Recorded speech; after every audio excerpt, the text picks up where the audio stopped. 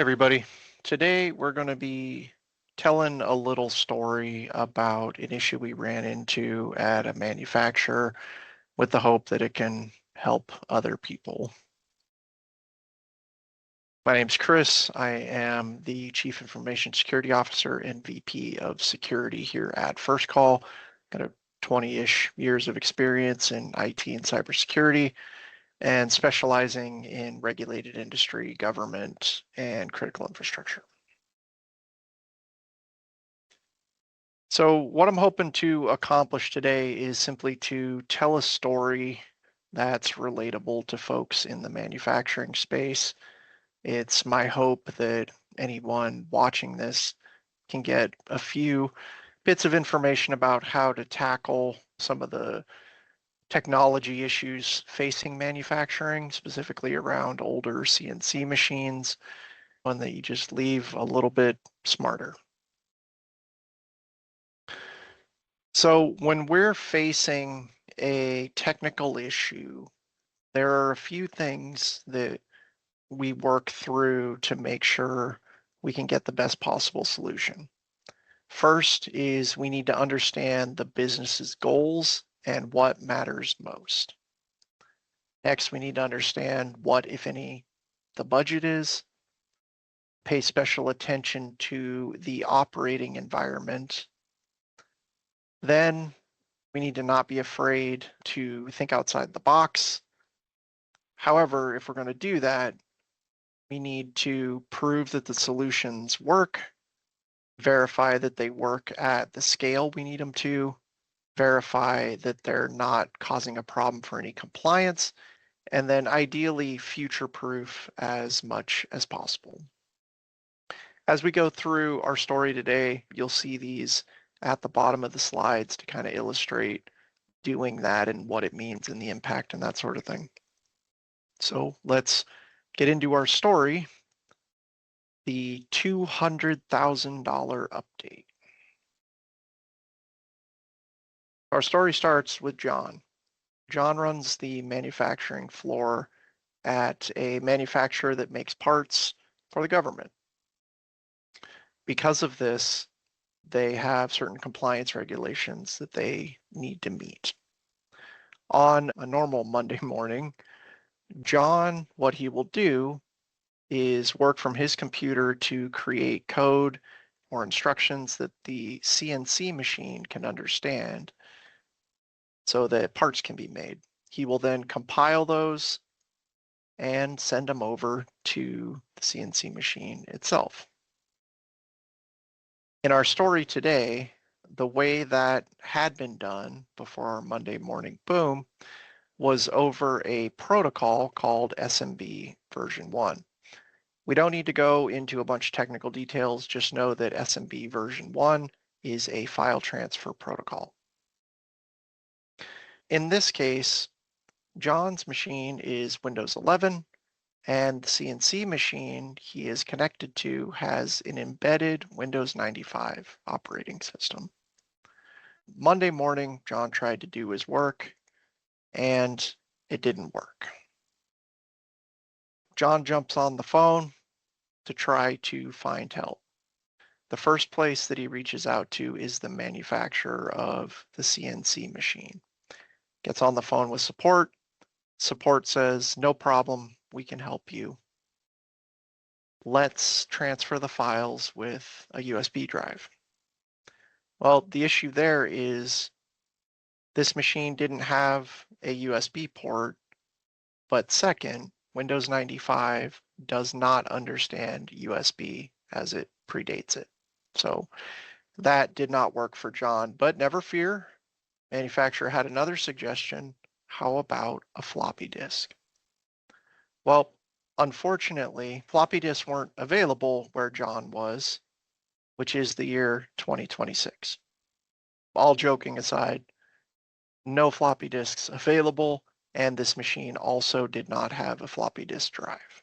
So that isn't going to work. The manufacturer has another suggestion. We're actually coming out with a solution that we think will fully solve this problem in the form of an appliance. John is very excited for this. However, he finds out that that box isn't going to be available until next year, which doesn't help him Monday morning. Well, the manufacturer has one more suggestion. At this point, John is becoming a little skeptical. And they ask him, well, John, do you have an extra $200,000? We could just replace the CNC machine. Unfortunately, John did not have an extra $200,000. Feeling defeated, John makes one more call. This time, he reaches out to us. First call. We get brought in to investigate and start to understand the environment and work our way through what actually happened. In this case, enter Microsoft. The night before the big outage, Microsoft had released a patch. That patch got installed on John's computer, and what it did was eliminated his computer's ability to use SMB version 1. The problem there is the CNC machine he's connecting to is Windows 95 and cannot understand anything other than SMB version 1. So connection failed, boom happened, no file transfers, big problem. And this was affecting more than just John, as there's multiple folks who do this on the production floor. So what do we know? We know that the older version and the newer version of SMB can't communicate with each other. They need to match. So we had to figure out a solution around this. What we came up with was introducing what we termed the file proxy. This is a Linux-based operating system, and we ran it as a virtual machine.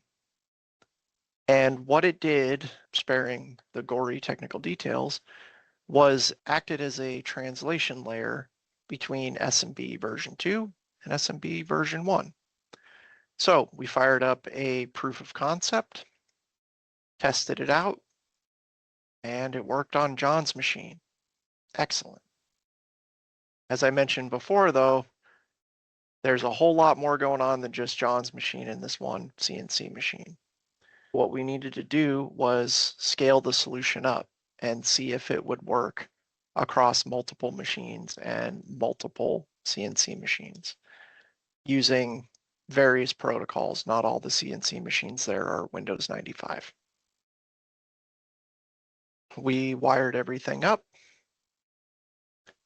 We generated our files. We crossed our fingers and we sent them around. Success.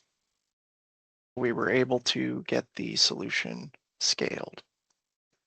The next big hurdle, as I mentioned at the beginning, this organization makes parts for the government, which means they have to comply with what's known as CMMC.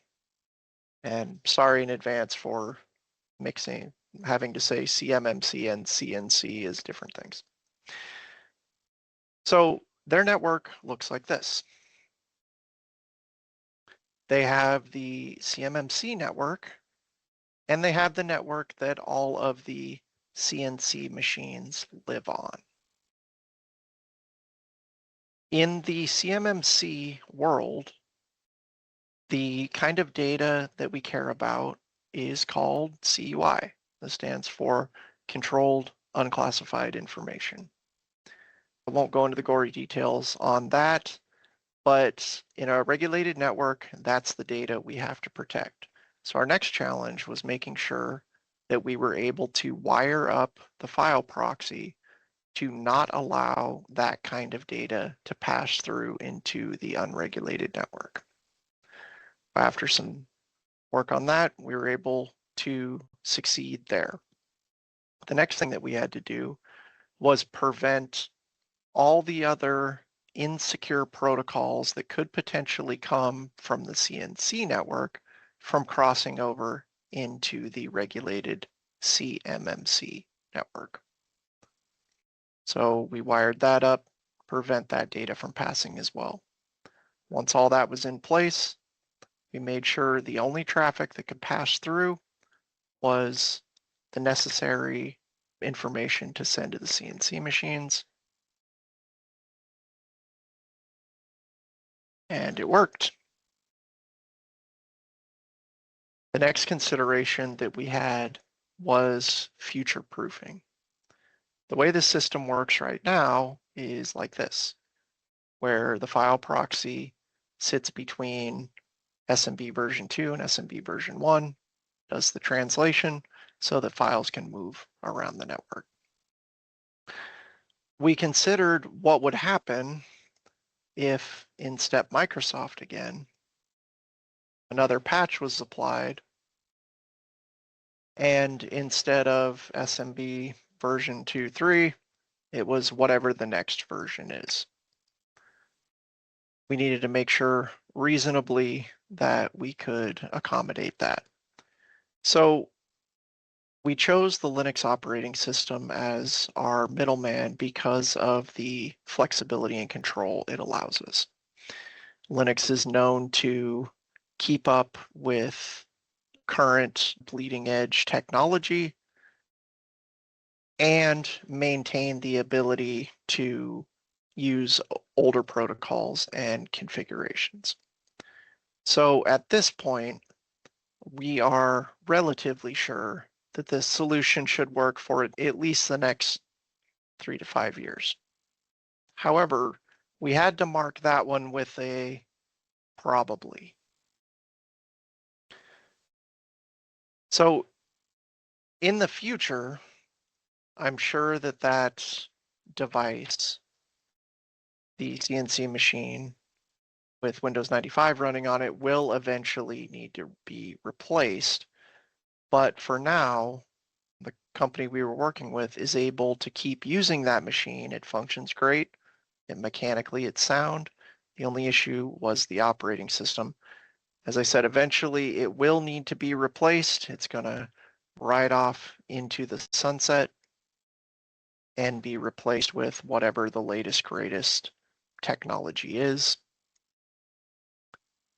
So we may have to revisit the solution at that point, but for now, we were able to save our customer a big chunk of money, keep a machine running that was mechanically sound, and have it be an overall win for everybody involved.